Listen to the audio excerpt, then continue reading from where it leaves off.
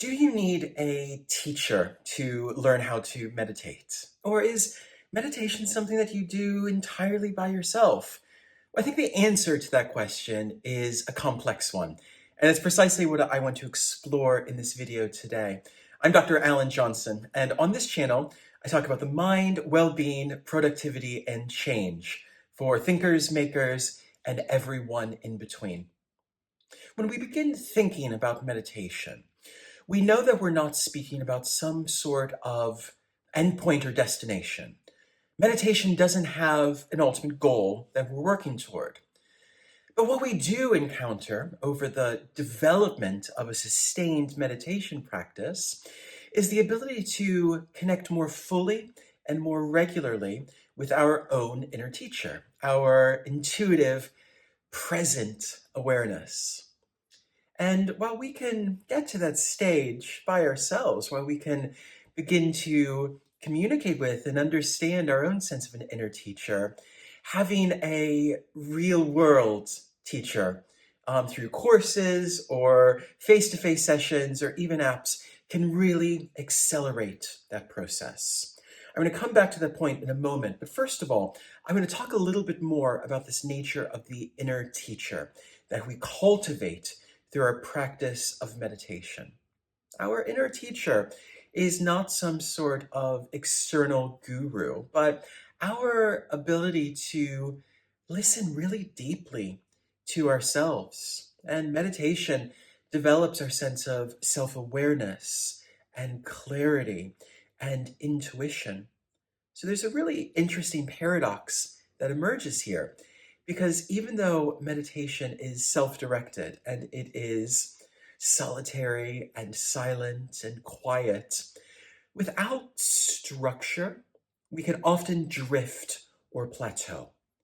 So that's where our real-world teachers come into play, preventing us from drifting or plateauing in our practice and ultimately helping us to speed up a process that we probably would, left to our own devices, achieve on our own, just much more slowly.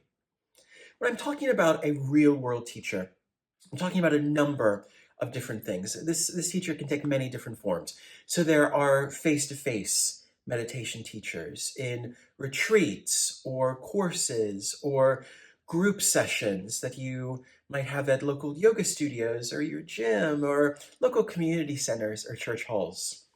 There's also lots of free online courses and guided meditations and structured programs that you can find online. I'll pop a link to mine below, which is a 30-day course to help build and cultivate your own meditation practice. And of course, there's also a whole bunch of really, really great apps out there. Apps like Headspace and Insight Timer can provide that sense of structure that will continue to advance and progress your journey to developing a meditation practice. Because what we're ultimately aiming to do is develop the self-discipline in our really busy, our really tech-saturated lives to maintain a daily practice. This is what is key. Thousands of years ago, meditation practitioners didn't have apps and YouTube videos to help teach new lessons or ideas or help track the number of days that they've regularly meditated or the number of minutes that they've meditated.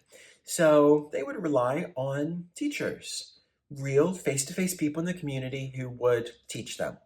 But in our tech-driven society, I think that really what we can be moving toward is a type of hybrid approach that involves both a self-guided experience of daily practice as well as a teacher-led practice. And there are a number of different ways we can go about doing this, but I would give just a few examples now.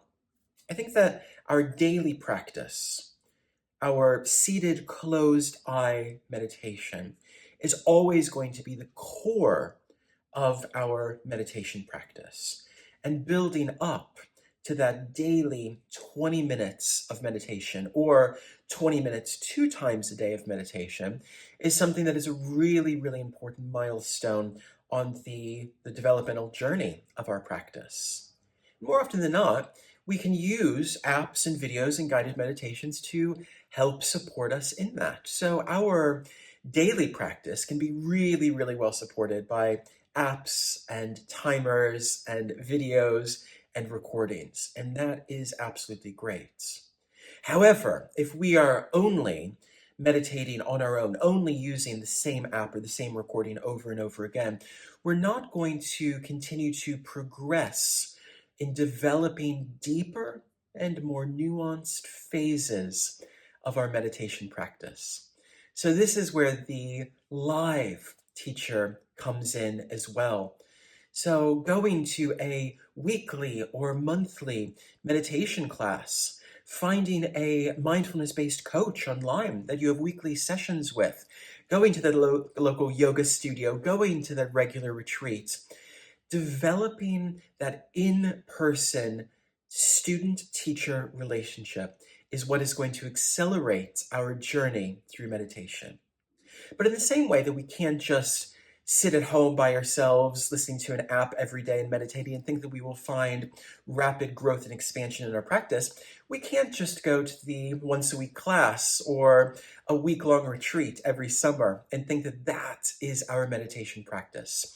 This hybrid approach is what is going to give us the most resource and what's going to give us the most supportive environment for growing into, questioning, and coming to better understand the many unique subjective experiences that we encounter in meditation, and the way in which meditation begins to draw upon neuroplasticity, that ability our mind has to rewire itself in order to create new and different and more empowering experiences for us. So in answer to the question I began with today, do we need a teacher to meditate? I think yes, we do. But I think the nature of a teacher in the 21st century looks very, very different to what it looked like thousands of years ago. So rather than resisting digital tools and apps, we can use them as resources to support our daily practice. And rather than thinking that a once weekly class or a quarterly weekend retreat is all that we need in our meditation practice, we know that those serve as useful touchstones for us to share and communicate with teachers and other meditators as well. So let's bring these pieces together.